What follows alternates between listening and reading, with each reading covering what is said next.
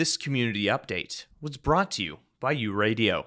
Local businesses have already been feeling the effects of Trump's proposed tariffs, even before their implementation. Joseph Edegbeni, CEO of HEYRU, imports natural food, health, and cosmetic products from Africa, processing them in Winnipeg, and sells them to stores across Canada.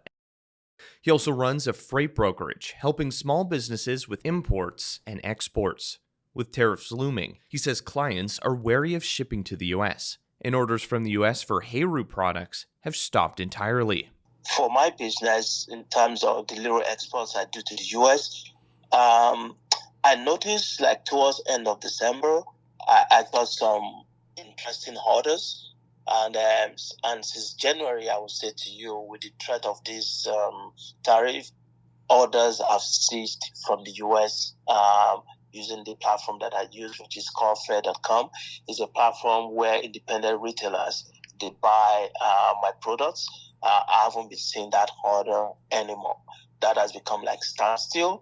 A tariff is essentially a sales tax on foreign goods. If you import or buy something from abroad, you'll have to pay an extra tax when it enters your country. Tariffs on Canada were a threat Trump made long before he was sworn into office. After a month-long pause after discussions with the Canadian government, the Trump administration is moving forward with a 25% tariff on Canadian goods.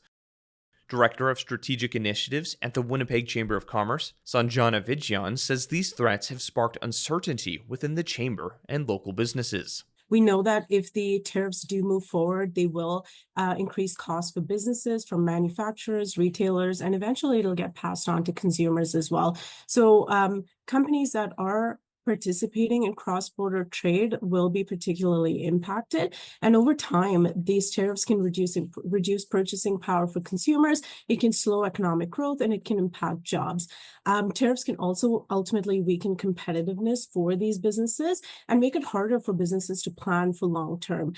So the reality is that tariffs are a lose-lose situation for really the country imposing them, as well as the other country. In response to the ongoing tariff threats, Vijyan says supporting local businesses is more important than ever, applauding the provincial government's launch of its Shop Local ad campaign. Shopping at local stores, which is what the provincial government is recommending, dining at independent restaurants, choosing Manitoba-made or Canada-made products will all help keep money within our community, support jobs within our community. But beyond that, too, I think there are small actions that Winnipeggers can take beyond purchasing. It's supporting local businesses by sharing their content online, liking things, and all of leaving a positive review. All of that can actually lead and create a real difference to particularly small and medium-sized businesses. Edegbeni also advocates for shopping locally. Yeah, I'm a big believer of shopping local, and I actually sell at a store called Love Local Manitoba that is dedicated to promoting and selling Manitoba-made products. As for the efforts of businesses, he notes diversification is key. To see that people kind of getting ready for it and preparing.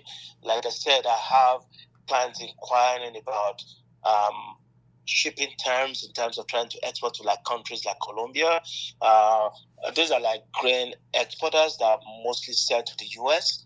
So they're beginning to look at other markets outside the U.S. From the Chamber's perspective, Vijyan says the threat of tariffs has highlighted the need for businesses to diversify, especially with the uncertainty surrounding Canada and the U.S.'s relationship. She adds even if tariffs ease, conversations have begun on interprovincial trade barriers. She explains that the Chamber of Commerce is pushing for these barriers to be reviewed and removed so businesses can thrive. With you, Multicultural, and the Local Journalism Initiative, I'm Ryan Funk.